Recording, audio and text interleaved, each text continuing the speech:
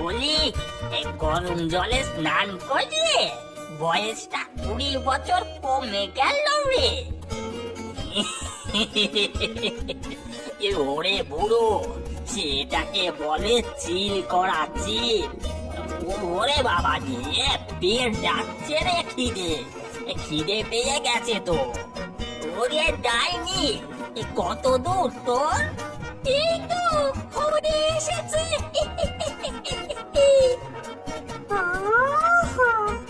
হরিণের মাংসের বিরিয়ানির কি গন্ধ বেরিয়েছে রে।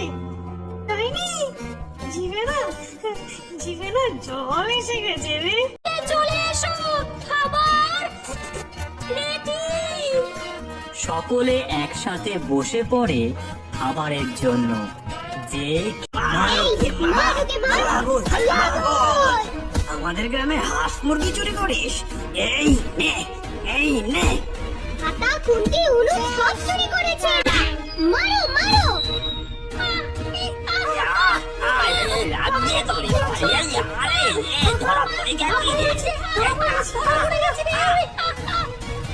বাবা, ও বাচ্চা বেঁচে গেছি আজ। হ্যাঁ রে বুড়ো, এখন আমাদের থাকার জায়গা খুঁজতেই হবে। মুখের খাবার কেড়ে নিল আমাদের। হ্যাঁ, যেখানে আমরা শান্তি মতন পিকনিকও করতে পারবো। সব কিছু চুরি করে। সেটাই তো ভাবছি, কোথায় যাই। ওই তো পেয়েছি। কি পেয়েছিস রে ডাইনি? ওই দেখ, খেজুর রসের হাড়ি। ওই হাড়ির মধ্যে থাকবো নাকি? বেশি কথা বলিস না, ওখানেই হবে আমাদের গোপন আস্তানা।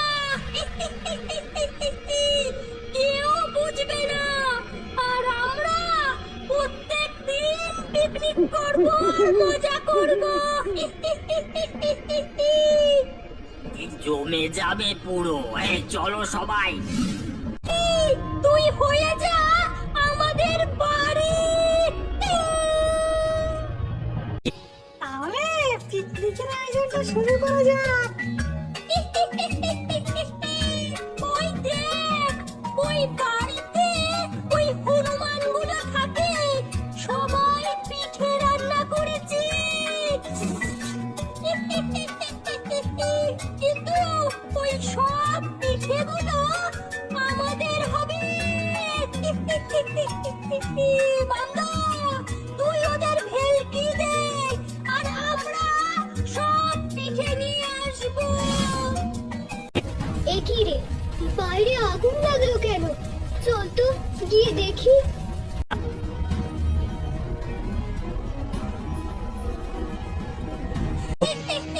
Bravo, Bravo! কিন্তু আমাদের পিকনিক যেতেই হবে না।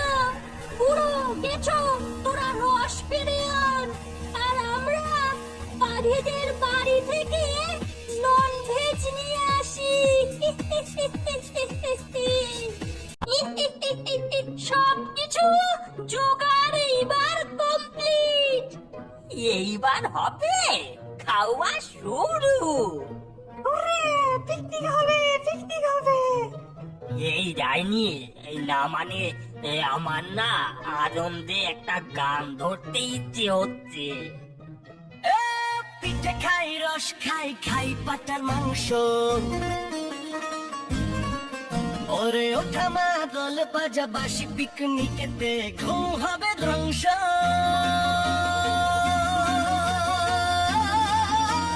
গেছো খাবে মন্দ, খাবে ডাইনি।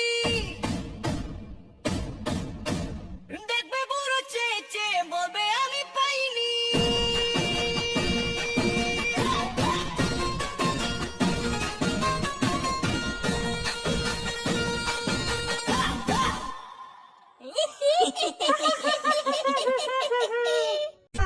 আমরা আগের দিন রাতে একটাও পিঠে খেতে পারলাম না।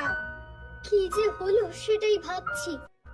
মা, দেখবে এসো, কি বড় খেজুর রসের হাড়ি হয়েছে গাছে। কি বলিস? চল তো দেখি। এত বড় হাড়ি, তার মানে এই হাড়িতে অনেক খেজুর রস আছে। হ্যাঁ মা, আমরা বিক্রি করে অনেক টাকা কামাতে পারবো। যা তো গোপাল, রস পেরে আন। রস পারবি? দাঁড়া দাঁড়া, পাড়াচ্ছি রস। গোপাল, ঠান্ডা জল, ভিজে গেলাম। বাবা, আমি ভিজে গেলাম, ঠান্ডা লাগছে মা। এইবার বুঝেছি আমি, এই হাড়িতে ভূতের দল বাসা বেঁধেছে। তোরা সব এদিকে আয়। শুনেছি ভূতেরা ঠাকুরকে ভয় পায়। আমি বজরংবলীর মূর্তিটা আনছি, আর তোরা একটা গন্ডি কেটে দে। ওরে বাবা রে, এই ডাইনি, কিছু একটা কর। বাজরংবলী আসলে আমাদের পালাতে হবে। চুপ কর বুড়ো, ভাবতে দে আমায়। হ্যাঁ, এই বন্ধু, তাড়াতাড়ি চাচাকে খবর দে যা। এরপর মা হনুমান খেজুর গাছের নিচে বজরংবলীর মূর্তি রেখে দেয়, আর বাচ্চারা গন্ডি কেটে দেয়। এতেই সেখানে এক চাচা ভূত চলে আসে।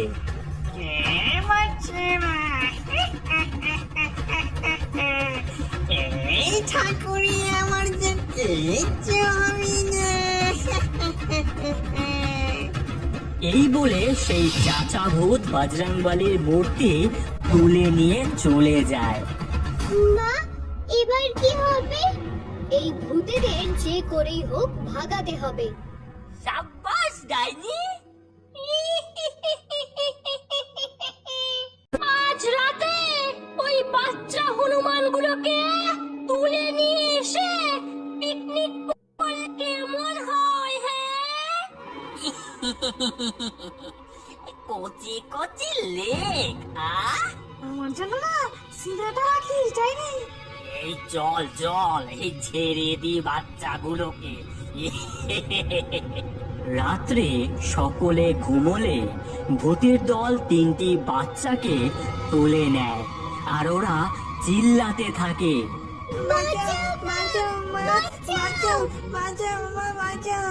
ভূতেরা ঘরের ভেতর ঢুকে যায়, আর মা হনুমান বলে, আমার বাচ্চাদের ওই ভূতেরা নিয়ে গেছে।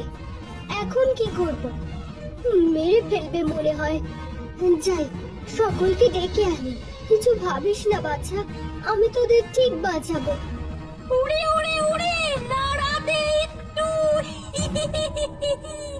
গরম খেজুর রসে আজ সেদ্ধ করবো তোদের।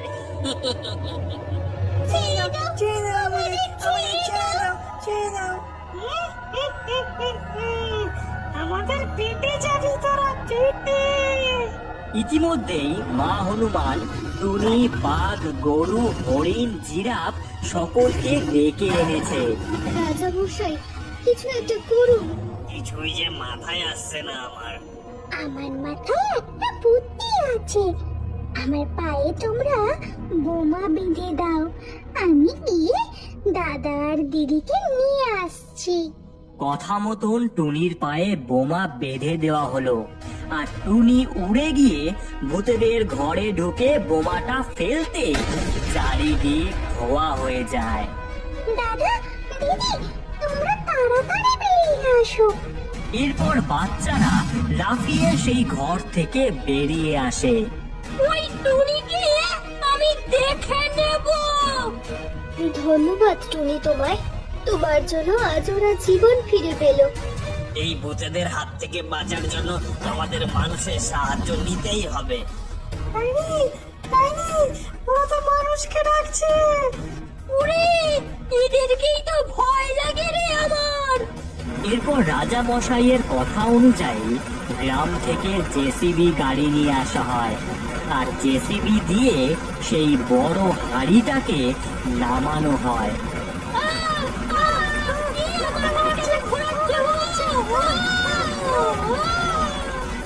মাঠের মাঝখানে বিশাল জ্বালানি তৈরি করা হয়। এরপর সেই হাড়িটিকে তার উপরে ধরে রাখা হয়। দেখ কেমন লাগে। বিয়ে মারো ভূতেদের, বিয়ে মারো।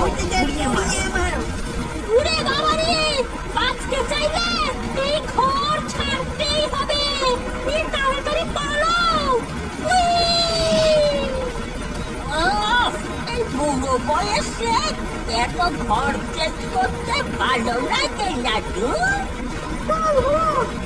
এরপর সকল ভূতেরা উড়ে পালিয়ে যায়।